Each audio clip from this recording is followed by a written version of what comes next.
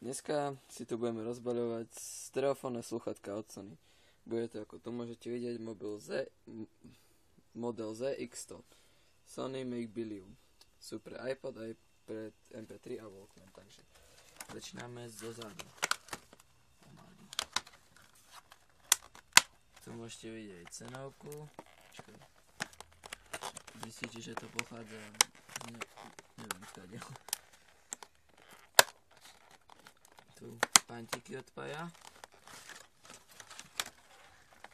a skryt dávame dolu. Tu môžete vidieť kabel, papiere, zbytočné papiere a plasty a tu už vidno uši. Krásne, no nie uši, ale repráky. Takže to prehradne. Takže z rôznych uhlov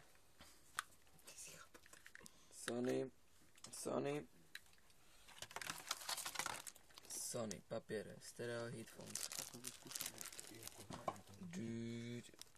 Informácia, dokument o európskej zaruke. Blablabla ďalej.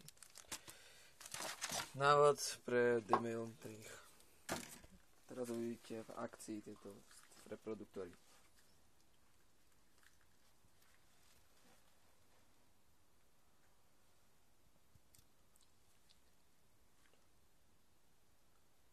Takže uvidíte ich za...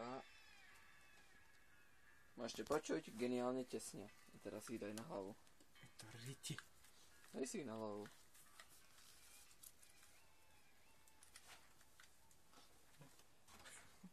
Pusti hlas. To je maximum. Ups. OK. A môžete vidieť vysokú kvalitu. Môžete aj taktiež počuť zvuk až stade to. Či vlastne až stamať. Dôkaz o geniálnom tesnení.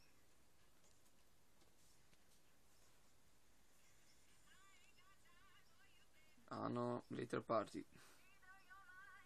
Ešte stále zvyšujeme tie obrátky a počujeme ešte viacej.